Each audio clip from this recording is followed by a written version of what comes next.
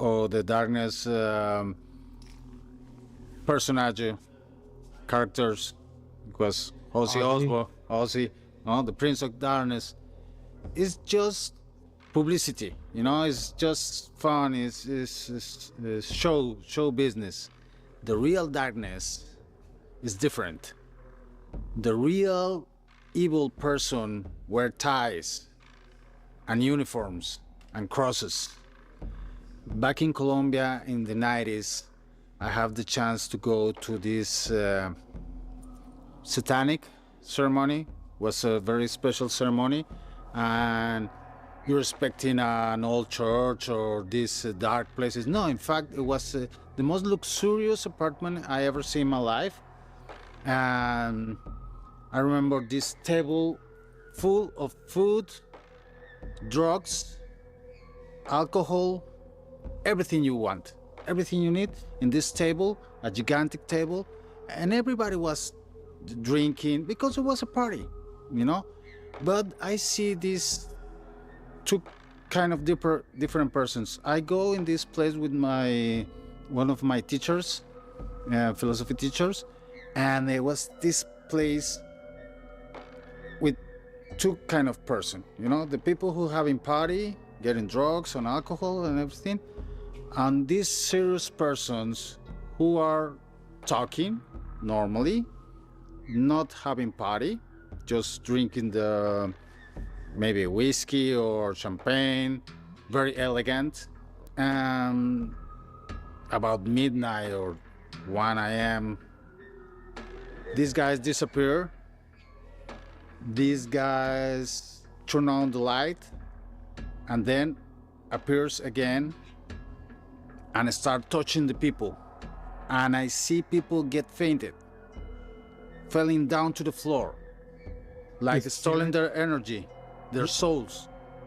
So the serious guy was going around touching people, like... Yes. Okay. The normal person who not even drinking or eating nothing, my teacher says, don't touch anything from that table. Stay close to me and don't talk with anybody. And that's what I say. That's what I did. And I see this person making this ceremony in this special table, which a black ceremony, and start touching the rest of the people, and I see these people get fainted. I don't know if they die or if just get fainted. I just see people falling down, and I was scared, and my teacher grabbed me from my teacher and said, okay, that's time we have to go. And we go. I can say this, I cannot say who kind of person could be there, because there was famous person back in Colombia at that time, politicians, people from the TV or intellectuals, important persons, you know? And I see people that you recognize there. Yes, famous persons, you know? And that happens in the 90s, so most of these guys are already dead, or they don't care if I talk about these things, because it's something that happened long time ago, and it was an experience for me. That's why I don't say this person and this person and this person, because I cannot talk about these things. I can talk about what I see, you know? And that's really scary. That's really scary. How did the energy feel? Oh my God. The deepest. I don't want to talk about good or bad energy. I feel the deepest energy. I mean, the air was like, you know? I feel trapped. I cannot even breathe. I have to go away. I really want to go away when I see these guys. For me, these guys were really energetic vampires, you know, like mystical vampires. And they really exist. You don't even feel, or you guys are looking at me, when you talk with somebody and you feel tired, when these people are talking to you and you feel like, oh my God, I feel exactly the same. I feel exactly the same, and I believe in this. you know. The bloody vampires who sucks blood is just a symbol. The real vampires exist, and there are very, very powerful person who control your minds, control your souls, and control the system, you know. And we know the name of these guys. Why do you think that these people were there, like these powerful people? Like, what was the point of the ritual? Power. They're predators. Humans are the greatest predators, the biggest predators in the whole world is the humans. And inside of the humanity, there are these bigger predators who predate us, you know? It's like cannibalism, you know? They control us. They tell us how we can live, what we have to do, and we're their slaves. And I guess if you could describe, like, one more time, like, and be really descriptive, like, when you walked in, what did it look like? What was the sequence of events at this ritual, and how did you get there? I mean, how do I feel in that moment? Like, what led you there in the first place? I don't understand you, sorry. How did you get invited? Oh, okay. Because I was in the university and I was all the time interested in this kind of mystical things, you know. I've been grown in Jesuit school. I've been studying Jesuit Catholic university. And I was all the time in between Christianity and the dark side of the mystical things, you know. And I have this teacher who recognized my real interest in these things, you know, not just for fun, not just for fashion, not just for, because I want to know. I want to recognize the things. Say, okay, there's gonna be this ceremony. You can wear like this and this, wearing black, but normal, no jewelry, no Satanist elements, not a black metal t-shirt, for example, you know, nothing. The most normal person, and we go to this place. I thought it's gonna be I don't know, a conference about mysticism and things. When I arrived there, it was a normal party with normal tropical music and dance and people having fun and everything. And suddenly this shit happens from nothing. So you don't even know what's gonna happen this. And you don't even know who's gonna be the creator of these things. It's not like in the movies, you can see this evil person. Mm-hmm. The real evil person doesn't look like a real person, doesn't look like a real evil person, you know?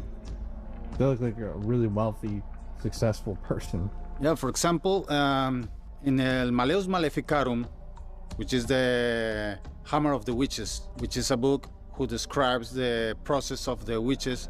One of the witches under torture say, oh yeah, I met Lucifer. And, oh, you met the devil. Yes, I met the devil. Who was his? Who looks like this guy with horns and vampire wings and with fangs and red? No, he used to be beautiful and Gentile. And of course, if I want to buy you your soul, if I want to grab your soul, I offer you the best, you know? Like, okay, I want your soul, so I offer you beauty, beautifulness, and healthy, and richness, and good life. I don't offer you pain and suffering. You gotta tempt them. Yes, the temptation is for good things, not for bad things. It's interesting because in so many of these stories that I've studied, you hear a lot of times, especially with these pedophile ring parties, they have a normal party, or even P. Diddy. They have a normal party, and then something changes and it turns into something else. Was it something that you noticed there that happened, that it changed, or did it just naturally shift? Like the vibe and the music and everything? No, everything was exactly the same. The only thing that changed the difference is they turned down a little more the lights, and these guys start touching people, and the people get fainted. And I said, like, what the hell? But I don't see any, not even flames or smell. Probably the smell changed a little bit, like a cinnamon or this, what the smell the church used to smell. I don't know. In Spanish it's Palo Santo. Oh yeah, Palo Santo. Palo Santo. And a smell like this. Like wood. Like wood, burning wood. Mm-hmm. You know, like candles and cinnamon. And I smell like, what the hell? What the hell? And suddenly these guys start touching people and people get offended. And so people are just like, they're not in a circle or anything. They're just sitting there talking, and they're coming around touching them, and they're just fainting. They go, suddenly all these people disappear, go to another room, and they reappears again. Something that I remember, they start moving really fast, but not running. It's like, in 1 second it's here, and the other second was moving, like boom, boom, chun, chun, chun. Faster. Oh, probably it was me because I was impressed with that thing. You know? I was looking, whoa, whoa, whoa, whoa, whoa. But And was it one person that was touching people and they were fainting, or no, there was like 10 person.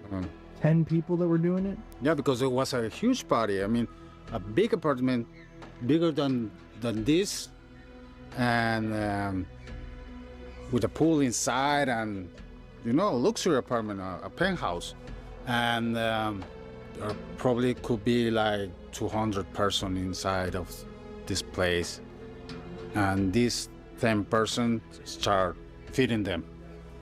I told feeding them because I don't have another way to explain this.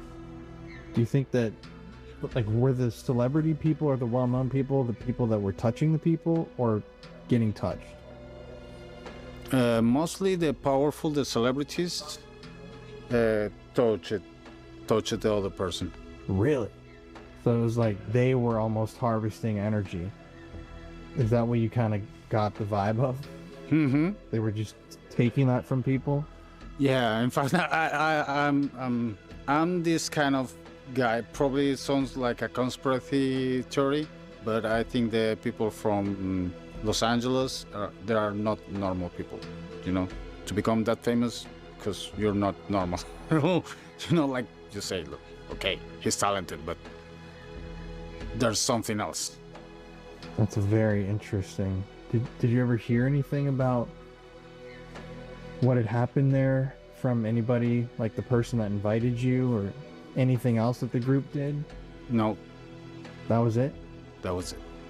That's so interesting. Is there anything else you can remember or share about that experience? Like any details? I can't talk about that things. I mean, I talk about what I see, what I feel, and in that moment. The rest is empty. Is what? Empty. You don't remember? No. Wow. Well, thank you for... I prefer not to remember. Yeah. All right, man. Well, I'm gonna pause this. Now, I know that might be hard to believe for some of you. I know that people don't really want to accept that these things happen in real life. And I want to be careful here and state that not all satanic rituals are the same. There are so many different branches of Satanism and Luciferianism that it's easy to paint them all with one big paintbrush. But in life, there's nuance to every subject. But the ritual that Jacob seems to have been talking about was something much darker, something much more disturbing, and a ritual or process that seemed to involve energy harvesting. Now, one thing that I found particularly interesting in talking to Jacob was hearing him say that there were some things that he saw, that he experienced, that he didn't want to talk about. Some things that he witnessed that evening that he would prefer to forget. I tried to ask him about what those things were, but he wouldn't talk to me about them. And it's always striking to me. I have befriended many Satanists over the years, worked with many occult practitioners, and it's always wild to me to learn that even amongst these believers, there are certain groups of occultists, there are certain groups of satanic worshipers that disgust even the most hardcore of believers. They're small groups, and yet they control so much. And it's really from these smaller sects where we see these stories proliferate and hear of disturbing crimes against not only adults, but children as well. Please do let me know what you thought of this story and this short episode today in the comment section below. And yeah, stay safe out there, y'all. I'll be back next week with the start of one of our most in-depth series